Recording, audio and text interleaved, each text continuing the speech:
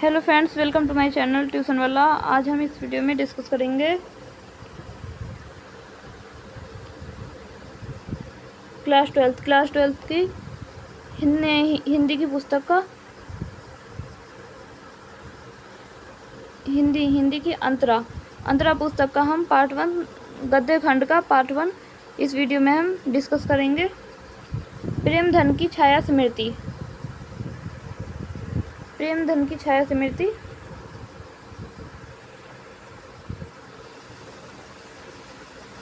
मेरे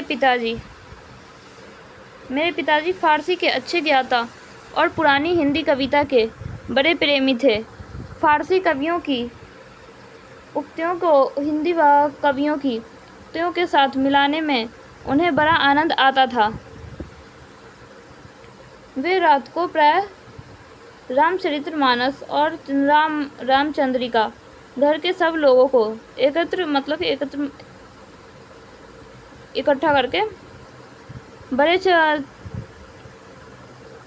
चित्ताकर्षक ढंग से पढ़ा करते थे। आधुनिक हिंदी साहित्य में भारतेंदु जी के नाटक उन्हें बहुत प्रिय थे। उन्हें भी वे कभी कभी सुनाया करते थे। जब उनकी बदली हमीरपुर जिले की रात तहसील से मिर्ज़ापुर हुई, तब मेरी अवस्था 8 वर्ष थी। उसके पहले ही भारतेंदु के संबंध में एक अपूर्व मधुर भावना मेरे मन में जगी रहती थी।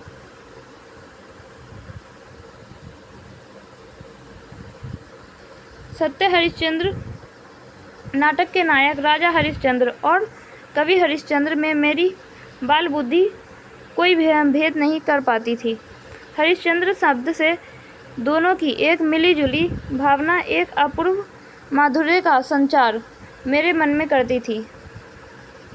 मिर्ज़ापुर आने पर कुछ दिनों में सुनाई पड़ने लगा कि भारतेंदु हरिश्चंद्र के एक मित्र यहाँ रहते हैं, जो हिंदी के एक प्रसिद्ध कवि हैं और जिनका नाम उपाध्याय बद्रीनारायण चौधरी है। भारतेंदु मंडल की किसी सजीव स्मृति के प्रति मेरी कितनी उत्कंठा रही होगी, यह अनुमान करने की बात है। मैं नगर से बाहर रहता था। एक दिन बालकों की मंडोली जोड़ी गई, जो चौधरी साहब के मकान से परिचित थे। वे अगुआ हुए। मील डेढ़ का सफ़र तय हुआ। पत्थर के एक बड़े मकान के सामने हम लोग जा खड़े हुए। नीचे का बरामदा खाली था। ऊपर का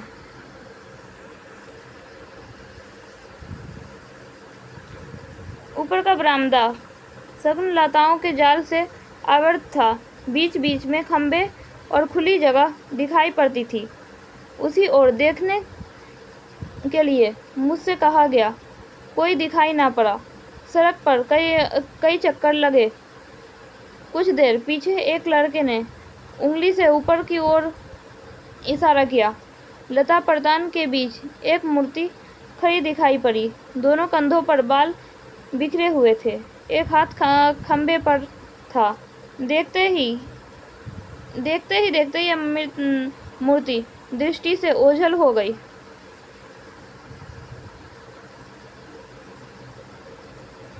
बस यही पहली झांकी थी। ज्यों-ज्यों मैं सयाना होता गया, त्यों-त्यों हिंदी के नूतन साहित्य की ओर मेरा झुकाव बढ़ता गया। क्वींस कॉलेज में पढ़ते समय स्वर्गीय बाबा रामकृष्ण वर्मा मेरे पिताजी के सहपाठियों में थे। भारत जीवन प्रेस की पुस्तकें प्राय मेरे यहाँ आया करती थीं, पर अब पिताजी उन पुस्तकों को छिपाकर रखने लगे। उन्हें डर हुआ कि कहीं मेरा चित्त स्कूल की पढ़ाई से हट न जाए, मतलब कि उनका मन स्कूल की पढ़ाई से हट न जाए, मैं बिगड़ न जाऊं। उन्हीं दिनों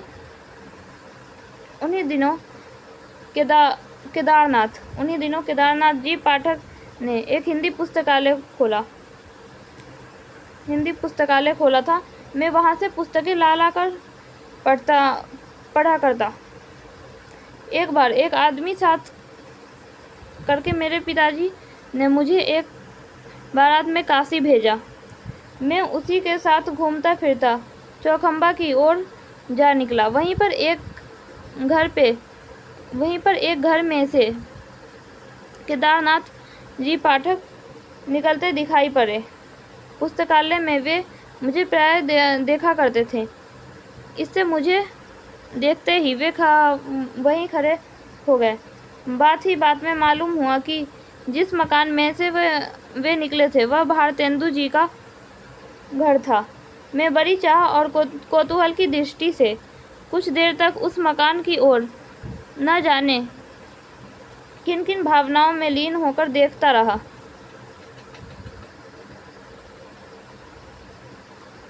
पाठक जी मेरी यह भावुकता देख बड़े प्रसन्न हुए और बहुत दूर मेरे साथ बातचीत करते हुए गए। भारतेंदु जी के मकान के नीचे का है यह हृदय परिचय बहुत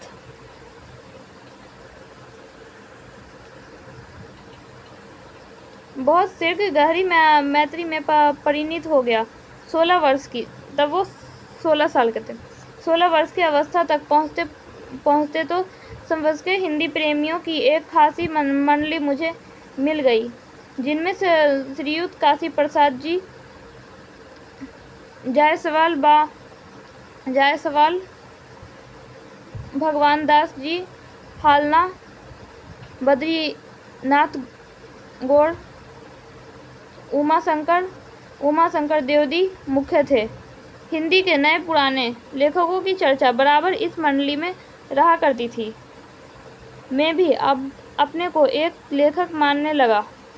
हम लोगों की बातचीत प्राय लिखने पढ़ने की हिंदी में हुआ करती थी, जिसमें निसंदेह इत्यादि शब्द आया करते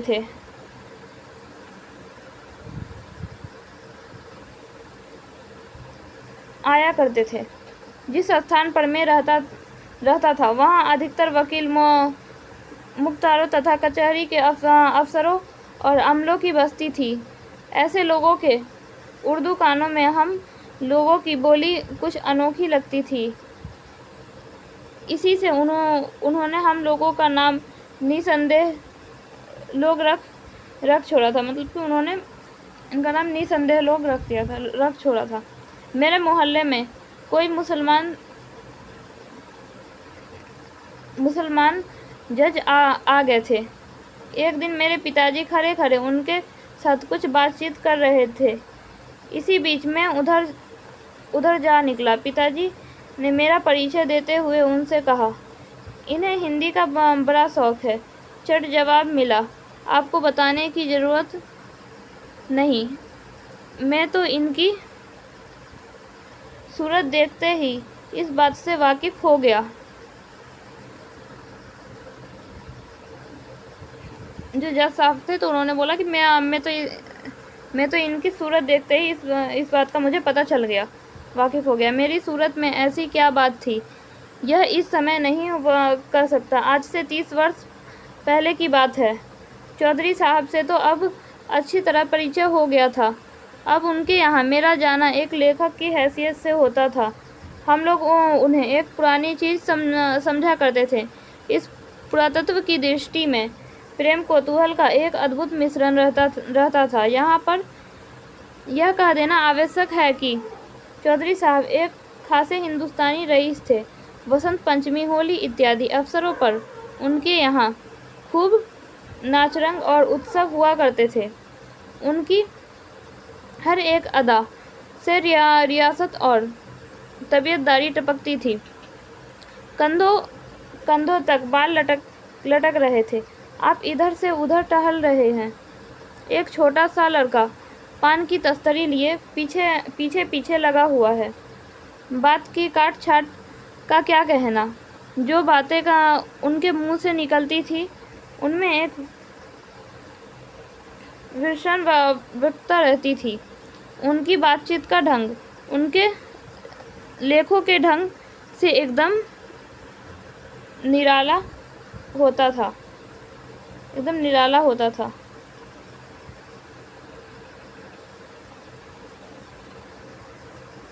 नौकरों तक के साथ उनका संवाद सुनने लायक होता था। अगर किसी नौकर के हाथ से कभी कोई गिलास वगैरह गिरा तो उनके मुंह से यही निकला कि कार्य बचा नहीं। उनके प्रश्नों के पहले क्यों साहब अक्सर लगा रहता था। वे लोगों को प्राय बनाया करते थे। इससे उनसे मिलने वाले लोग भी उन्हें बनाने की फिक्र में रहा करते थे। मिर्जापुर में पुरानी परिपाटी के एक बहुत ही प्रतिभाशाली कवि रहते थे, जिनका नाम था वामनाचार्य गिरी। एक दिन वे सड़क पर चौधरी साहब के ऊपर एक कविता जोड़ते चले जा रहे थे। अंतिम चरण रह गया था। चौधरी साहब अपने बरामदे में कंधों पर बाल छिटकाते खंभे के सहारे खड़े दिखाई पड़े। कवित पूरा हो गया और वामन जी के नीचे से वह कवित ललकारा जिसका अंतिम अंश था, खंभा टेकी खड़ी जैसे नारी मुगलाने की। एक दिन कई लोग बैठे बातचीत कर रहे थे कि इतने में एक पंडित जी आ गए। चौधरी साहब ने पूछा, कहिए क्या हाल है? पंडित जी बोले, कुछ नहीं, आज एकादशी थी, कुछ जल खाया है और चले आ रहे हैं। प्रसन्न हुआ, जल ही खाया है कि कुछ फलाहार भी पिया है? एक दिन चौधरी साहब एक पड़ोसी उनके यहाँ पहुँचे। देखते ही सवाल हुआ, क्यों साहब? एक लफ्ज़ में अक्सर सुना करता हूँ, पर उसका ठीक अर्थ समझ में न आया। आखिर घनचक्कर के क्या माने, उसके क्या लक्षण? पड़ोसी महाशय बोले, वाह, यह क्या मुश्किल बात है। एक दिन रात को सोने के पहले कागज कलम लेकर सवेरे से रात तक जो काम किए हों सब लिख जाइए और पढ़ जाइए। मेरे सहपाठी लक्ष्मी नारायण चौबे, भगवान दास हालना, भगवान दास मास्टर, इन्होंने उर्दू बेगम नाम की एक बड़ी ही विनोदपूर्ण पुस्तक लिखी थी, जिसमें उर्दू की उत्पत्ति, प्रचार आदि का वृत्तांत एक कहानी के ढंग पर दिया गया था। इत्यादि। कई आदमी गर्मी के दिनों में छत पर बैठे चौधरी साहब से बातचीत कर रहे थे। चौधरी साहब के पास ही एक लैंप जल रहा था।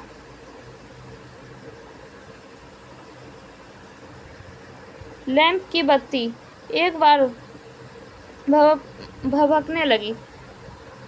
चौधरी साहब नौकरों को आवाज़ देने लगे। मैंने चाहा कि बढ़कर बत्ती नीचे गिरा दूं, पर लक्ष्मी नारायण ने तमाशा देखने के विचार से मुझे धीरे से रोक लिया। चौधरी साहब कहते जा रहे हैं, अरे जब फूट जाई तबे चलत आवा। अंत में चिमनी गलोब के सहित चकनाचूर हो गई, पर चौधरी साहब का हाथ लैंप की तरफ न बढ़ा। उपाध्याय जी नागरी को भाषा मानते थे और बराबर नागरी भाषा लिखा करते थे। उनका कहना था कि नागर अपभ्रंश से जो शिष्ट लोगों की भाषा विकसित हुई वही नागरिक कहलाई। इसी प्रकार वे मिर्जापुर न लिखकर मिर्जापुर लिखा करते थे, जिसका अर्थ वे करते थे लक्ष्मीपुर। मीर समुद्र प्लस जा पुत्री प्लस पुर।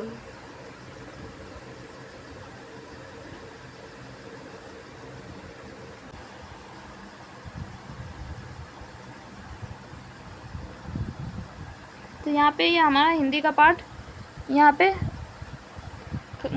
ख़त्म हो गया, पूरा हो गया। अब इसके बाद है इसके क्वेश्चन आंसर। इसके क्वेश्चन आंसर हम नेक्स्ट वीडियो में डिस्कस करेंगे।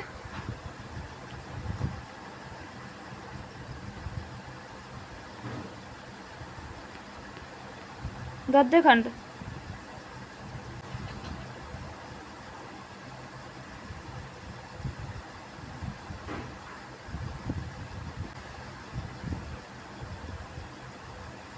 गद्यखंड अंतरा की बुक का गद्यखंड का पार्ट 1 12th क्लास का प्रेमधन की छाया स्मृति इस वीडियो में हमने डिस्कस किया है। Thanks for watching, like share and subscribe for more videos.